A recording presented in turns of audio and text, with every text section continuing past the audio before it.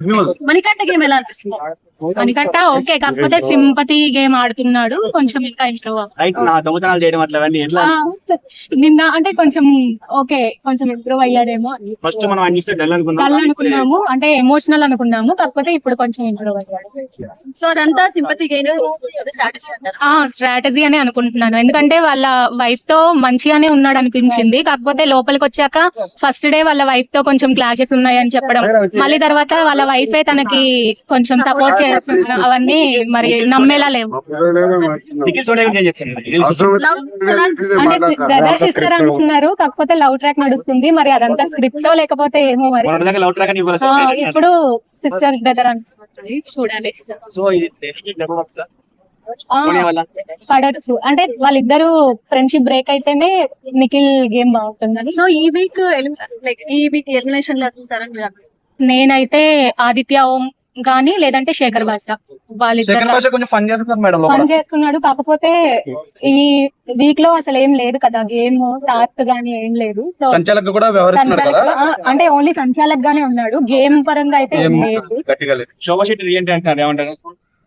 ఏమో అంటున్నారు, కాకపోతే రాదేమో అనుకుంటున్నాను. ఇద్దరిది కొంచెం ఈక్వల్ గా ఉంది కాబట్టి, అంటే క్యారెక్టర్స్ కొంచెం ఈక్వల్ గా ఉంటాయి కాబట్టి వాళ్ళిద్దరికే క్లాష్ వస్తే కావచ్చు. నాగార్జున గారి హోస్టింగ్ ఈసారి డల్ గా ఉంది అంటున్నారు. అవును, కాకపోతే ఏమో మరి, అంటే ఆల్రెడీ పర్సనల్ గా కొంచెం దెబ్బ పడింది కదా.